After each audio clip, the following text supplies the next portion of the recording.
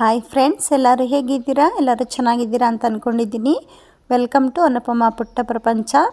ಇವತ್ತು ಮನೆಯಲ್ಲೇ ಕಡಲೆಬೇಳೆ ಸ್ನ್ಯಾಕ್ಸ್ನ ಹೇಗೆ ಮಾಡ್ಕೊಳ್ಳೋದು ಅನ್ನೋದನ್ನು ತಿಳಿಸ್ತಾ ಇದ್ದೀನಿ. ಮನೆಯಲ್ಲಿ ಬೇಜಾರಾದಾಗ ಏನಾದರೂ ತಿನ್ನಬೇಕು ಅನ್ನಿಸ್ದಾಗ ತುಂಬ ಸುಲಭವಾಗಿ ನಾವು ಮಾಡ್ಕೋಬೋದು. ತುಂಬ ಹೊತ್ತೇನು ಹಿಡಿಯೋದಿಲ್ಲ. ಇದು ನೆನೆಸೋದಷ್ಟೇ ಸ್ವಲ್ಪ ಟೈಮ್ ಹಿಡಿಯುತ್ತೆ ಅಷ್ಟೇ.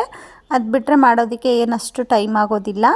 ತುಂಬ ಬೇಗ ಮಾಡ್ಕೋಬೋದು. ಕಡಲೆಬೇಳೆ ಒಂದಿದ್ರೆ ಸಾಕು. ಬನ್ನಿ ಹೇಗೆ ಮಾಡೋದು ಅಂತ ನೋಡೋಣ. ನೋಡೋದಕ್ಕಿಂತ ಮುಂಚೆ ಯಾರು ಈ ವಿಡಿಯೋನ ಸಬ್ಸ್ಕ್ರೈಬ್ ಮಾಡದೆ ನೋಡ್ತಾ ಇದ್ದೀರಾ, ಈ ಕೂಡಲೇ ಸಬ್ಸ್ಕ್ರೈಬ್ ಮಾಡಿ, ಪಕ್ಕದಲ್ಲೇ ಇರೋ ಬೆಲ್ ಬಟನ್ನ ಕ್ಲಿಕ್ ಮಾಡಿ, ಆಲ್ ಅನ್ನೋ ಆಪ್ಷನ್ನ ಸೆಲೆಕ್ಟ್ ಮಾಡಿ, ಹಾಗೆ ನಿಮ್ಮ ಫ್ರೆಂಡ್ಸ್ಗಳಿಗೆಲ್ಲ ಶೇರ್ ಮಾಡಿ, ಲೈಕ್ ಮಾಡಿ. ಇದೇ ಥರ ಸಪೋರ್ಟ್ ಮಾಡ್ತಾಯಿರಿ. ಹಾಗಿದ್ರೆ ಬನ್ನಿ, ತಡ ಮಾಡೋದು ಬೇಡ, ಹೇಗೆ ಮಾಡೋದು ಅಂತ ನೋಡೋಣ. ನೋಡಿ, ಇಲ್ಲಿ ನಾನು 1 ಕಪ್ಪಷ್ಟು ಕಡಲೆಬೇಳೆನ ನೆನೆಸಿಟ್ಕೊಂಡಿದ್ದೀನಿ. ಚೆನ್ನಾಗಿ ತೊಳೆದು ನೆನೆಸಿ ಇಟ್ಕೊಳ್ಳಿ. ನೋಡಿ, ಈ ಕಪ್ಪಲ್ಲಿ ನಾನು 1 ಕಪ್ಪಷ್ಟು ತೊಗೊಂಡಿದ್ದೀನಿ. ನೀವು ಎಷ್ಟು ಪ್ರಮಾಣದಲ್ಲಿ ನಿಮಗೆ ಬೇಕು ಅನಿಸುತ್ತೆ ಅಷ್ಟು ನೀವು ಕಡಲೆಬೇಳೆನ ನೆನೆಸಿಟ್ಕೋಬೋದು. ನೀವು ಫಸ್ಟ್ ಟೈಮ್ ಮಾಡ್ತಿರೋದಾದರೆ ಒಂದು ಸಲ ಸ್ವಲ್ಪ ಪ್ರಮಾಣದಲ್ಲಿ ಮಾಡ್ಕೊಳ್ಳಿ. ಆಮೇಲೆ ನಿಮಗೇನಾದರೂ ಇಷ್ಟ ಆದರೆ ಜಾಸ್ತಿ ಪ್ರಮಾಣದಲ್ಲಿ ಮಾಡ್ಕೋಬೋದು. ತುಂಬ ಸುಲಭವಾಗಿ ಮಾಡ್ಕೋಬೋದು. ನೋಡಿ, ಈಗ ನಾನು ಕಡಲೆಬೇಳೆನ ನೆನೆಸಿಡ್ತಾ ಇದ್ದೀನಿ. ಸುಮಾರು 4ರಿಂದ 5 ಅವರು ನೀವು ನೆನೆಸಿಟ್ಕೊಳ್ಳಿ. ಆದಷ್ಟು ನೆನೆಸಿದಷ್ಟು ತುಂಬ ಚೆನ್ನಾಗಿರುತ್ತೆ. ನೋಡಿ, ನಾನು ನೆನೆಸುವಾಗಲೇ ಸ್ವಲ್ಪ ಉಪ್ಪನ್ನ ಹಾಕೋತಾ ಇದ್ದೀನಿ. ಈ ಥರ ಉಪ್ಪನ್ನ ಹಾಕಿ ನೆನೆಸೋದ್ರಿಂದ ಚೆನ್ನಾಗಿ ಉಪ್ಪೆಲ್ಲ ಕಡಲೆಬೇಳೆಗೆ ಹೀರ್ಕೊಳ್ಳುತ್ತೆ. ನೋಡಿ, ಈ ಥರ ನಾವು ಎಣ್ಣೆಯಲ್ಲಿ ಕರೆದಾಗ ಅಷ್ಟು ಉಪ್ಪು ಹೀರ್ಕೊಳ್ಳೋದಿಲ್ಲ. ನೆನೆಸುವಾಗಲೇ ಉಪ್ಪನ್ನ ಹಾಕ್ಕೊಂಡು ನೆನೆಸಿಟ್ಕೊಳ್ಳಿ. ನೋಡಿ, ಇವಾಗ ನಾನು ಇದನ್ನು ಸುಮಾರು ಒಂದು 4 ಅವರ್ ನಾನು ನೆನೆಸಿಟ್ಕೋತೀನಿ. ನಿಮಗೆ ಟೈಮ್ ಇದ್ದರೆ 5ರಿಂದ 6 ಅವರ್ ಬೇಕಿದ್ದರೂ ನೆನೆಸಿಡ್ಬೋದು, ಏನೂ ತೊಂದರೆ ಇಲ್ಲ. ನೋಡಿ, ಕಡಲೆಬೇಳೆನ ನಾನು ಸುಮಾರು ಒಂದು 4 ಅವರು ನೆನೆಸ್ಬಿಟ್ಟು ತೋರಿಸ್ತಾ ಇದ್ದೀನಿ. ನೋಡಿ, ಈ ಥರ ಕಟ್ಟಾಗಬೇಕು, ಆ ಥರ ಕಡಲೆಬೇಳೆ ನೆಂದಿರಬೇಕು. ಇವಾಗ ಈ ನೆಂದಿರೋ ಕಡಲೆಬೇಳೆನ ನೀರೆಲ್ಲ ಚೆನ್ನಾಗಿ ಸೋರಿಸ್ಬಿಟ್ಟು ತಗೊಳ್ಳಿ. ಒಂದು ಜರಡಿನಲ್ಲಿ ಸೋರಿಸ್ಬಿಟ್ಟು ತಗೊಳ್ಳಿ, ಸ್ವಲ್ಪನೂ ನೀರಿರಬಾರ್ದು. ನೋಡಿ, ಈ ಥರ ನಾನು ಜರಡಿನಲ್ಲಿ ಚೆನ್ನಾಗಿ ನೀರೆಲ್ಲ ಸೋರಿಸ್ಕೊಂಡು ತೊಗೊಂಡಿದ್ದೀನಿ. ಹಾಗೆ ಒಂದು ಕಾಟನ್ ಬಟ್ಟೆನ ಹಾಕ್ಕೊಂಡಿದ್ದೀನಿ. ಆದಷ್ಟು ಕಾಟನ್ ಬಟ್ಟೆನ ತೊಗೊಳ್ಳಿ, ತುಂಬ ಬೇಗ ನೀರೆಲ್ಲ ಹೀರ್ಕೊಳ್ಳುತ್ತೆ. ಕಡಲೆಬೇಳೆನಲ್ಲಿ ಸ್ವಲ್ಪನೂ ನೀರಿನಂಶ ಇರಬಾರ್ದು. ಆ ಥರ ಕಡಲೆಬೇಳೆನ ಈ ಥರ ಒಂದು ಕಾಟನ್ ಬಟ್ಟೆ ಮೇಲೆ ಹಾಕ್ಕೊಂಡು ಸ್ಪ್ರೆಡ್ ಮಾಡ್ಕೊಳ್ಳಿ.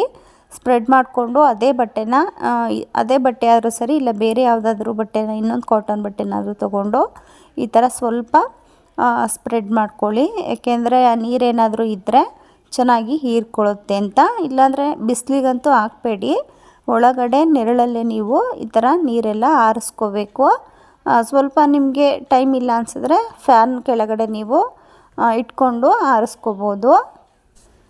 ನೋಡಿ, ಕಡಲೆಬೇಳೆ ಎಲ್ಲ ಚೆನ್ನಾಗಿ ನಾನು ಆರಿಸ್ಕೊಂಡಿದ್ದೀನಿ. ನೋಡಿ, ಸ್ವಲ್ಪನೂ ನೀರಿನಂಶ ಇಲ್ಲ.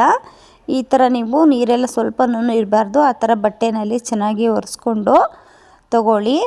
ನೋಡಿ, ಇವಾಗ ಕಡಲೆಬೇಳೆ ಎಲ್ಲ ಚೆನ್ನಾಗಿ ಒರೆಸ್ಕೊಂಡಾದ್ಮೇಲೆ ನೀರೆಲ್ಲ ಇದನ್ನು ನಾನು ಒಂದು ಬೌಲಿಗೆ ಅಥವಾ ಒಂದು ಪ್ಲೇಟಿಗೆ ಎತ್ತಿಟ್ಕೋತೀನಿ. ನಾನು ಆವಾಗಲೇ ಎಣ್ಣೆನ ಕಾಯೋದಕ್ಕೆ ಇಟ್ಟಿದ್ದೀನಿ. ಸ್ವಲ್ಪ ನೀರೆಲ್ಲ ಆರಿದೆ ಅನ್ನೋ ಟೈಮಲ್ಲಿ ನೀವು ಎಣ್ಣೆನ ಕಾಯಿಸಿ ಇಟ್ಕೋಬೋದು. ನೋಡಿ, ಈಗ ಇದನ್ನು ಒಂದು ಪ್ಲೇಟ್ಗೆ ಹಾಕ್ಕೊಂಡು ನಾನು ಎಣ್ಣೆಗೆ ಹಾಕ್ಕೊಳ್ಳೋದು ಅಷ್ಟೇನೆ. ತುಂಬ ಬೇಗ ಮಾಡ್ಕೋಬೋದು. ಕಡಲೆಬೇಳೆ ಆಗಿರೋದ್ರಿಂದ ಬೇಯೋದು ಎಣ್ಣೆಯಲ್ಲಿ ಸ್ವಲ್ಪ ಲೇಟಾಗುತ್ತೆ, ನೆನೆಯೋದು ಸ್ವಲ್ಪ ಲೇಟಾಗುತ್ತೆ. ಅದು ಬಿಟ್ಟರೆ ಬೇರೆ ಏನು ನಮಗೆ ರಿಸ್ಕು ಅನಿಸೋದಿಲ್ಲ. ಟೈಮ್ ಇದ್ದರೆ ನಿಮ್ಗೆ ಏನಾದರೂ ತಿನ್ನಬೇಕು ಅನ್ನಿಸ್ದಾಗ ಮುಂಚೆನೇ ನೆನೆಸಿಟ್ಕೊಂಡ್ಬಿಟ್ರೆ ಬೇಗ ಮಾಡ್ಕೋಬೋದು. ನೀರೆಲ್ಲ ಆರಿಸ್ಕೊಳ್ಳೋದು ಅಷ್ಟೇ. ಫ್ಯಾನ್ ಕೆಳಗಡೆ ನೀವು ಒಂದು ಕಾಟನ್ ಬಟ್ಟೆ ಮೇಲೆ ಹಾಕ್ಕೊಂಡ್ರೆ ತುಂಬ ಬೇಗನೂ ಆರೋಗ್ಬಿಡುತ್ತೆ. ನೋಡಿ, ಎಣ್ಣೆನೂ ಕಾದಿದೆ. ಒಂದೆರಡು ಕಣ್ಣನ್ನು ಕಡಲೆಬೇಳೆನ ಹಾಕಿ ನೋಡ್ತಾ ಇದ್ದೀನಿ. ನೋಡಿ, ಇವಾಗ ಕಡಲೆಬೇಳೆ ಎಲ್ಲ ಫುಲ್ಲು ನಾನು ಹಾಕೋತೀನಿ. ಸ್ವಲ್ಪ ಹಾಕಿ ನೋಡಿ, ಏನಾದರೂ ಇನ್ನೂ ಹಾಕ್ಬೋದು ಅನಿಸಿದ್ರೆ ಫುಲ್ಲು ಎಲ್ಲ ಹಾಕ್ಕೊಳ್ಳಿ. ನಾನು ಸ್ವಲ್ಪ ಪ್ರಮಾಣದಲ್ಲಿ ಮಾಡ್ತಿರೋದ್ರಿಂದ ಒಂದೇ ಸಲ ಹಾಕೋತಾ ಇದ್ದೀನಿ. ನೀವೇನಾದರೂ ಜಾಸ್ತಿ ಪ್ರಮಾಣದಲ್ಲಿ ಮಾಡ್ಕೊಳ್ಳೋದಾದರೆ 2 ಟೈಮು ಹಾಕ್ಕೊಳ್ಳಿ. ನೋಡಿ, ಇವಾಗ ಇನ್ನೂ ಹಾಕ್ಬೋದು. ಹಾಗಾಗಿ ನಾನು ಸ್ವಲ್ಪ ಇಟ್ಕೊಂಡಿದ್ನಲ್ಲ ಅದನ್ನು ಸುಧಾ ಹಾಕೋತೀನಿ. ನೋಡಿ, ಎಲ್ಲ ಕಡಲೆಬೇಳೆನೂ ಸುಧಾ ಹಾಕ್ಕೊಂಡು ನೀವು ಈ ಥರ ಮೀಡಿಯಮ್ ಫ್ಲೇಮಲ್ಲಿ ಫ್ರೈ ಮಾಡ್ಕೋಬೇಕು. ಇದು ನೋಡಿ, ಈ ಥರ ನೊರೆ ಎಲ್ಲ ಬರ್ತಾ ಇದೆಯಲ್ಲ, ಆ ಥರ ನೊರೆ ಎಲ್ಲ ಬರಬಾರ್ದು. ಆ ಥರ ನೀವು ಕ್ರಿಸ್ಪಿಯಾಗಿ ಬೇಯಿಸ್ಕೋಬೇಕಾಗುತ್ತೆ. ನೋಡಿ, ಇವಾಗ ನೊರೆ ಏನೂ ಕಾಣಿಸ್ತಾ ಇಲ್ಲ. ಅದು ಸೌಂಡ್ ಬರುತ್ತೆ ನಿಮಗೆ ಒಂದು ಸಲ ನೋಡಿ.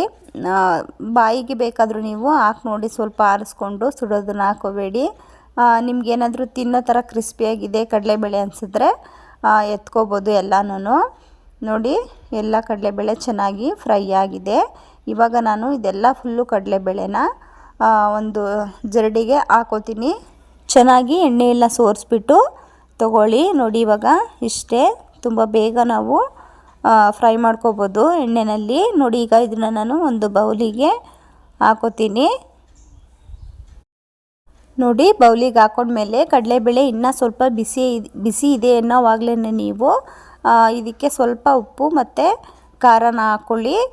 ಏನಿಲ್ಲ ಮನೆಯಲ್ಲಿರೋ ಸಾಂಬಾರು ಪೌಡರ್ನಾದರೂ ಹಾಕೋಬೋದು, ಇಲ್ಲಾಂದರೆ ಅಚ್ಚ ಖಾರದ ಪುಡಿನಾದರೂ ಹಾಕೋಬೋದು. ನಾನಿಲ್ಲಿ ಸಾಂಬಾರು ಪೌಡರ್ನೇ ಬಳಸಿದ್ದೀನಿ. ಒಂದು ಅರ್ಧ ಸ್ಪೂನಷ್ಟು ನಿಮಗೆ ಖಾರಕ್ಕೆ ಅನುಗುಣವಾಗಿ ಹಾಕ್ಕೊಳ್ಳಿ. ಒಂದು ಅರ್ಧ ಟೀ ಸ್ಪೂನಷ್ಟು ಹಾಕ್ಕೊಂಡಿದ್ದೀನಿ. ಹಾಗೆ ಅರ್ಧ ಟೀ ಸ್ಪೂನಷ್ಟು ಚಾಟ್ ಮಸಾಲ ಹಾಕ್ಕೊಂಡಿದ್ದೀನಿ. ನಿಮಗೇನಾದರೂ ಸ್ವಲ್ಪ ಹುಳಿಯಾಗಿ ಏನಾದರೂ ಬೇಕು ಅನಿಸಿದ್ರೆ ಚಾಟ್ ಮಸಾಲಾನ ಹಾಕ್ಕೊಳ್ಳಿ. ಹಾಗೆ ಸ್ವಲ್ಪ ಉಪ್ಪನ್ನ ಹಾಕ್ಕೊಂಡಿದ್ದೀನಿ. ನಾನು ನೆನೆಸುವಾಗ್ಲೂ ಉಪ್ಪನ್ನ ಹಾಕ್ಕೊಂಡಿದ್ದೆ, ನೋಡಿಕೊಂಡು ಉಪ್ಪನ್ನ ಹಾಕ್ಕೊಳ್ಳಿ. ಸ್ವಲ್ಪ ತಿಂದುಬಿಟ್ಟು ನೀವು ಬೇಕಿದ್ರೆ ಕರೆಕ್ಟಾಗಿದೆ, ಇಲ್ಲ ಉಪ್ಪು ಖಾರ ಕಮ್ಮಿ ಅನಿಸಿದ್ರೆ ಹಾಕ್ಕೋಬೋದು. ಇಲ್ಲ ಕರೆಕ್ಟಾಗಿದ್ದರೆ ನೀವು ಇದನ್ನು ಒಂದು ಬಾಕ್ಸಿಗೆ ಸ್ಟೋರ್ ಮಾಡಿಕೊಂಡು ಇಟ್ಕೋಬೋದು.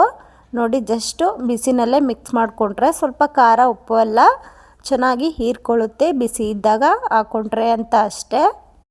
ನೋಡಿ ಕಡಲೆಬೇಳೆ ಸ್ನ್ಯಾಕ್ಸು ರೆಡಿಯಾಗಿದೆ. ಉಪ್ಪು ಖಾರ ಎಲ್ಲ ಕರೆಕ್ಟಾಗಿದೆ, ತುಂಬ ರುಚಿಯಾಗಿರುತ್ತೆ, ತುಂಬ ಸುಲಭವಾಗಿ ಮಾಡ್ಕೋಬೋದು.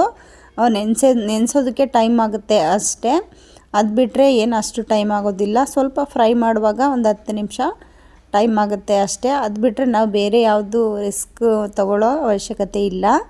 ನೋಡಿ ಇಷ್ಟೇ, ತುಂಬ ಸುಲಭವಾಗಿ ಮಾಡ್ಕೋಬೋದು.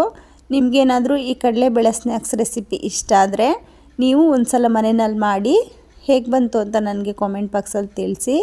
ಹಾಗೆ ನಿಮಗೆ ಈ ಸ್ನ್ಯಾಕ್ಸ್ ರೆಸಿಪಿ ಇಷ್ಟ ಆದರೆ ಪ್ಲೀಸ್ ಸಬ್ಸ್ಕ್ರೈಬ್ ಮಾಡಿ, ಪಕ್ಕದಲ್ಲೇ ಇರೋ ಬೆಲ್ ಬಟನ್ನ ಕ್ಲಿಕ್ ಮಾಡಿ, ಆಲ್ ಅನ್ನೋ ಆಪ್ಷನ್ನ ಸೆಲೆಕ್ಟ್ ಮಾಡಿ.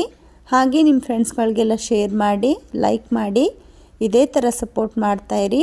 ಹಾಗೆ ನಿಮಗೆ ಯಾವುದೇ ರೆಸಿಪಿ ವಿಡಿಯೋ ಬೇಕು ಅಂದರೂ ನನಗೆ ಕಾಮೆಂಟ್ ಬಾಕ್ಸಲ್ಲಿ ತಿಳಿಸಿ, ನಾನು ನಿಮಗೆ ಮಾಡಿ ತಿಳಿಸ್ತೀನಿ. ಇದೇ ತರಹ ನೆಕ್ಸ್ಟ್ ರೆಸಿಪಿ ವಿಡಿಯೋದೊಂದಿಗೆ ಸಿಗೋಣ. Thanks for watching. Bye friends.